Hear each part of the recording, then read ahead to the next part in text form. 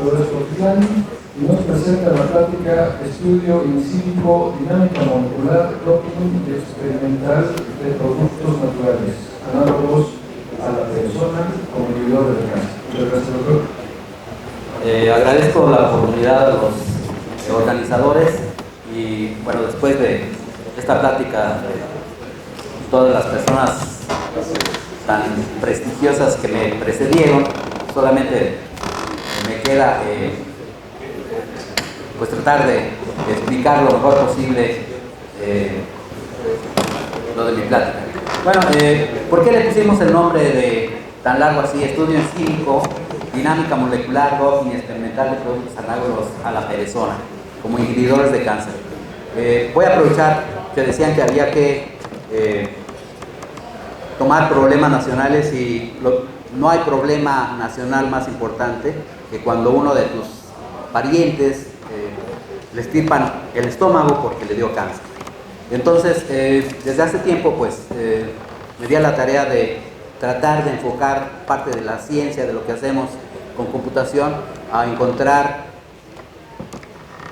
productos químicos que ayuden a su control, al control de del cáncer. Aparte de esto, también trabajamos Alzheimer y síndrome metabólico. ¿Y por qué la perezona? La perezona, bueno, tiene un nombre así muy atractivo, pereza, flojera, etc. Pero fue el primer producto natural descubierto en América Latina en el siglo XVIII por el doctor Río de la Loza.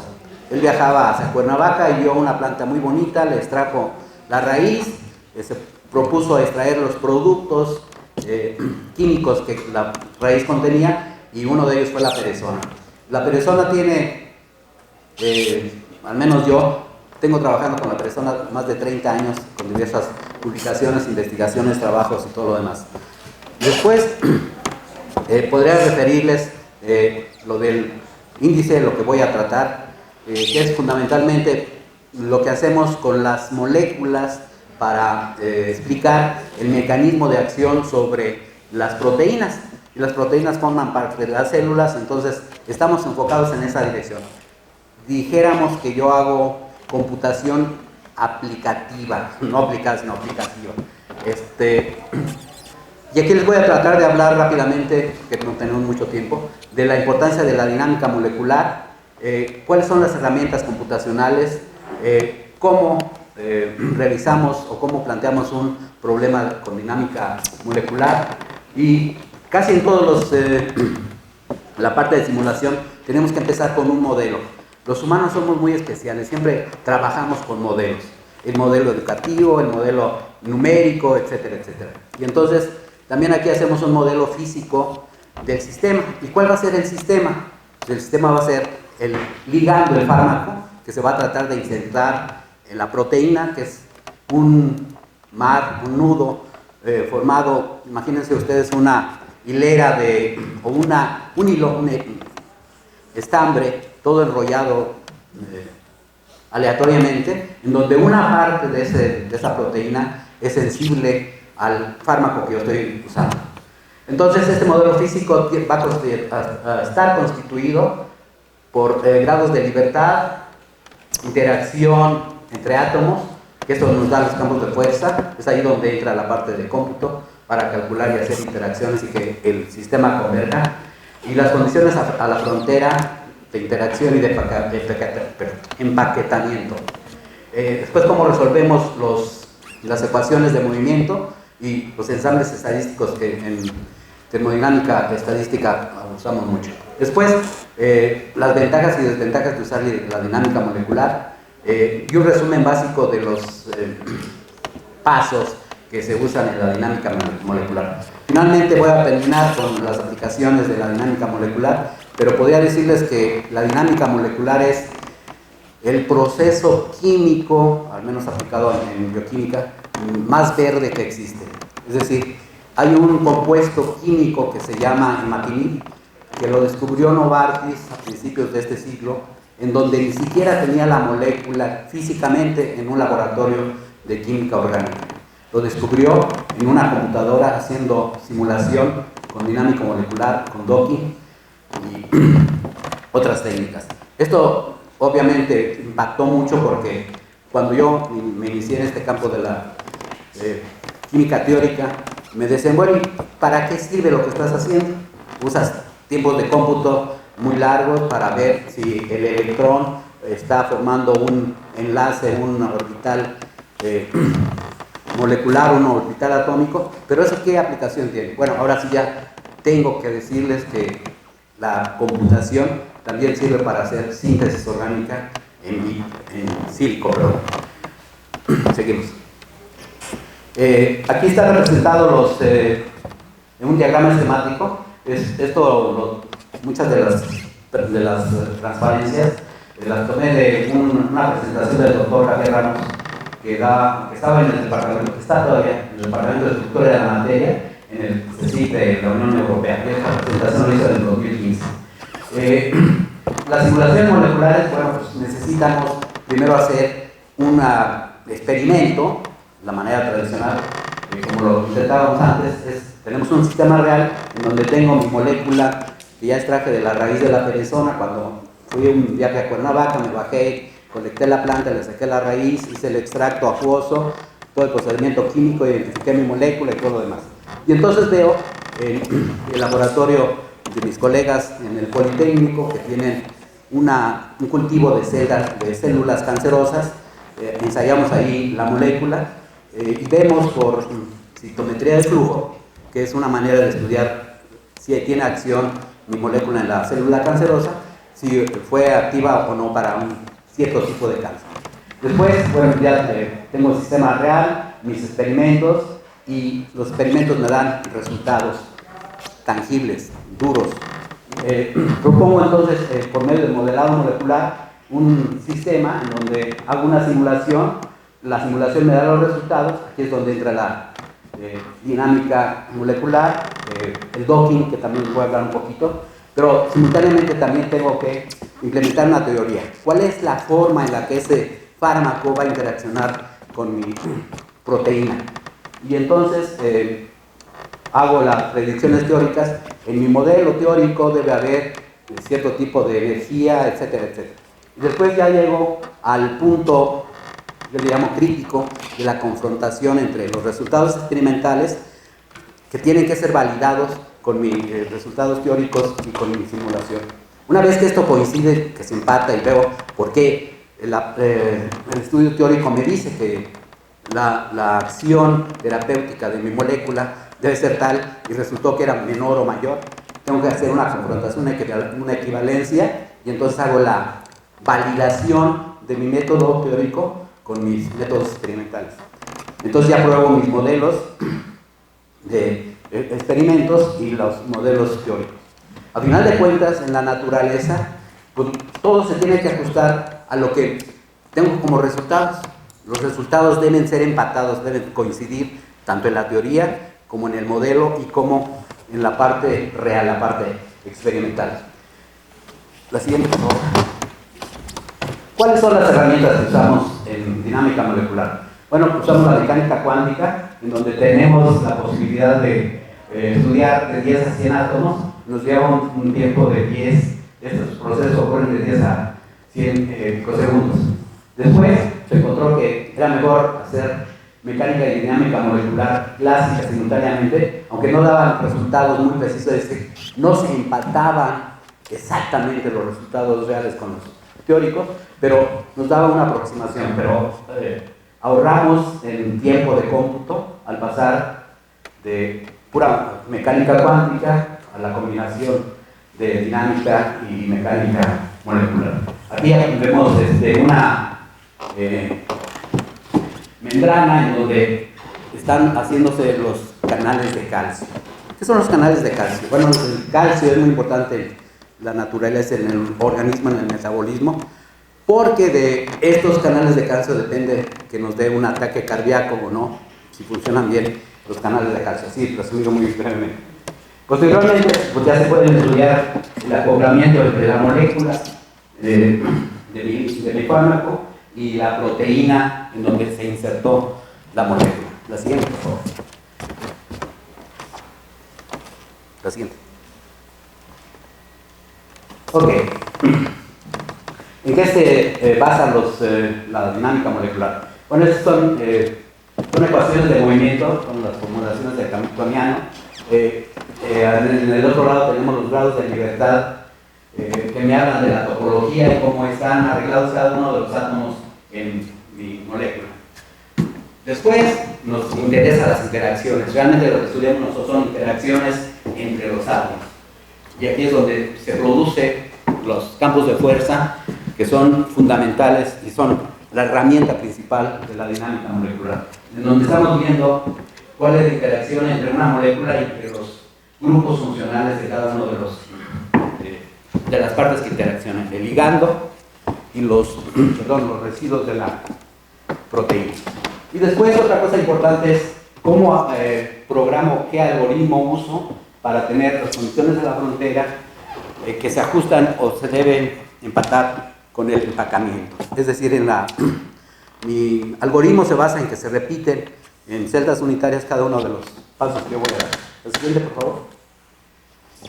El modelo físico va a estar compuesto de, como les decía, de 5 puntos. Los primeros son los grados de libertad, y yo lo estudio desde el punto de vista químico, en donde tengo una molécula que va a tener un ángulo entre el átomo 1 y el átomo 3, va a tener una distancia entre el átomo 3 y el átomo 4, pero si ustedes se fijan, puedo formar un plano entre el 2, el 3 y el 4, pero también otro plano entre el 1, 3 y 2. A esto le llamamos ángulos diedros, que me sirven para definir cuál es la geometría optimizada de mi molécula, y con eso voy a trabajar. El siguiente, por favor. Aquí está reflejado el campo de fuerza con todas sus ecuaciones, y es como si fuera una sábana en donde yo estudio la influencia o la interacción que ocurre aquí y veo el efecto en el otro extremo del sistema. Es decir, son campos de fuerza totales. La siguiente, por favor. Las condiciones periódicas y de frontera sería el tercer paso de mi modelo físico, y aquí tengo las moléculas que van empacadas, en donde veo cómo se va incrementando la complejidad cuando mi molécula la voy cambiando. En el otro tenemos las condiciones periódicas de la frontera, perdón, y esto simplemente me habla de que si mi cálculo o mi modelado o mi dinámica terminó aquí, vuelve a empezar otra vez con el siguiente paso. La siguiente. En química es muy importante los eventos que ocurren en los procesos del enlace, es decir, en los átomos que tengo aquí, el stretching es el acercamiento entre los átomos de una molécula. Después viene el ángulo bending.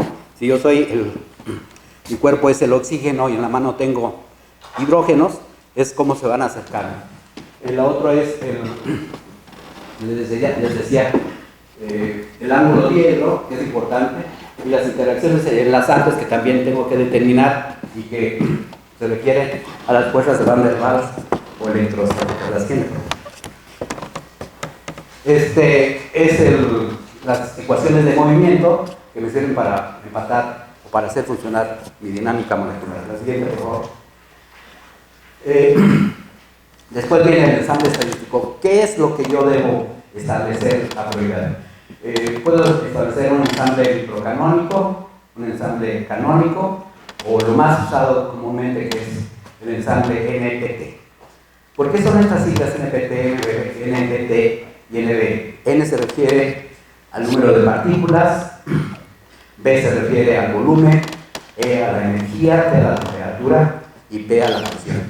En este caso, ajusto las condiciones para tener unas condiciones con un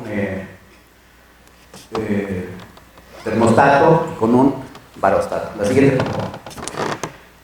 Aquí en esto de ventajas y desventajas, ¿por qué usamos la dinámica molecular? Bueno, porque me sale mucho más barato usar la dinámica molecular que ver cómo ocurre una explosión en una mezcla de hidrógeno y de oxígeno.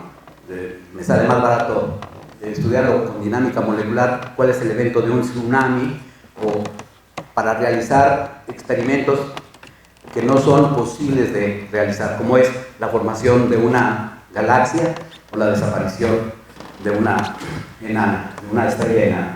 La siguiente, por favor. Estos serían los pasos fundamentales para hacer una dinámica molecular. La siguiente. Y fundamentalmente nosotros nos enfocamos a las interacciones bimoleculares y dinámicas. Los tiempos de escala son relevantes. En 1975 solo podíamos ver cambios de estructura electrónica. En 1995 ya podíamos ver los movimientos de una proteína en cuerpos rígidos. Y en 2210 podíamos ver las transiciones alostéricas. ¿Qué es una transición alostérica? Bueno, en una proteína yo puedo hacer, o más bien la proteína hace que el fármaco se acomode energéticamente porque es más favorable en una cierta posición, pero el efecto tiene, o el efecto ocurre, el efecto terapéutico ocurre a 100 o 200 átomos de distancia. A esto le llamamos a las transiciones alostéricas. El siguiente, por favor. En la FES Cuautitlán hace alrededor de 6 años empezamos a trabajar de manera intensiva con dinámica molecular usando un software libre que se llama GROMACS y empezamos con los tutoriales. Desde hace 4 años ya estábamos en posibilidades de dar cursos, talleres de dinámica molecular usando GROMACS. Ya llevamos 6 cursos en los que damos este tutorial. Tenemos alrededor de 7 u 8 tutoriales, los cuales están disponibles libremente en español y además con moléculas que actualmente nos interesan. Entonces, están invitados a las personas que les interese usar GROMACS para usar estos cursos. Estos cursos son apoyados por GAPA, pero ya han venido personas de diferentes universidades a nivel nacional. Así es, por favor. Me puse a revisar en Science Direct cuántas publicaciones había respecto a docking y a dinámica molecular. Y para docking había 67.500, mientras que para dinámica molecular eran 410.000. Esto habla de la gran utilización de estas técnicas, de estas herramientas. La siguiente, por favor. Bueno, hablando de publicaciones, estas son no las últimas, sino las más relevantes que tenemos en los últimos 2 años, 3 años. La siguiente, por favor. Debo mencionar que estamos colaborando con muchas instituciones, tanto nacionales como extranjeras, en Estados Unidos con la Universidad de Oklahoma y con la Universidad de Texas en Austin, a nivel nacional con el Politécnico Nacional, con la UAM, y la Universidad de Sonora, Hidalgo, otras instituciones. Y aquí voy a hablar rápidamente del docking. El docking es el acoplamiento entre proteínas, la proteína A y la proteína B, que energéticamente son favorables y se pueden acoplar. Pero lo que nos interesa a nosotros es el acoplamiento entre un ligando, que es un fármaco, y una proteína diana, que es la que nos interesa. Y entonces se acomoda justamente y únicamente en un lugar. La siguiente, por favor. Como conclusión, pues haciendo referencia a lo anterior, a nivel mundial se usan estas dos herramientas, el docking y la dinámica molecular. Cuando hicimos un examen exhaustivo, encontramos que solamente 0.3% de todas estas publicaciones son autores iberoamericanos, porque creemos que es recomendable difundir estas técnicas y crear redes interdisciplinarias que usen estas herramientas científicas para descubrir los futuros fármacos que nos van a ayudar en estas enfermedades. Gracias.